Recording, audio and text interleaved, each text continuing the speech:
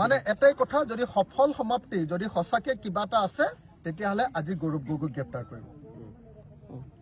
আৰু যদি আজি গৌৰৱ গগৈক গ্ৰেপ্তাৰ নকৰি কেছটো আমি দিল্লীলৈ পঠিয়াই দিছোঁ, কেছটো আমি NIA পঠিয়াই দিছোঁ, কেছটো আমি হোম ডিপাৰ্টমেণ্টলৈ পঠিয়াই দিছোঁ, এইবিলাক কয়, তেতিয়াহ'লে আমি ক'ম যে এইখন চিৰিয়েল। চিৰিয়েল মানে আমাৰ হেৰিখন যে আছে কি কয়, বেহাৰবাৰী আউটপোষ্ট, বেহাৰবাৰী আউটপোষ্ট শেষ হয় জানো? বেহাৰবাৰী আউটপোষ্টতো কোনো ৰিজাল্ট নাই, হয়নে নহয়? সদায় চলিয়ে থাকে। গতিকে মুখ্যমন্ত্ৰী হিমন্ত বিশ্ব শৰ্মাই আমাৰ প্ৰদেশ কংগ্ৰেছৰ সভাপতি গৌৰৱ গগৈ ডাঙৰীয়াৰ বিৰুদ্ধে যি অভিযোগ আনিছে সেইটো বেহাৰবাৰী আউটপোষ্ট নে বেহাৰবাৰী আউটপোষ্টৰ নিচিনা এখন চিৰিয়েল নে আচলতে এইটো এটা অপৰাধ?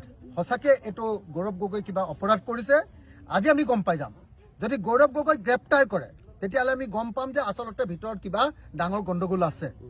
আৰু যদি গৌৰৱ গগৈক গ্ৰেপ্তাৰ নকৰি আমি দিল্লীত তদন্ত কৰিবলৈ দিছোঁ বুলি কয় তেতিয়াহ'লে আমি গম পাম যে ভিতৰত একো নাই, এইটো খোলা টেকেলি এটা।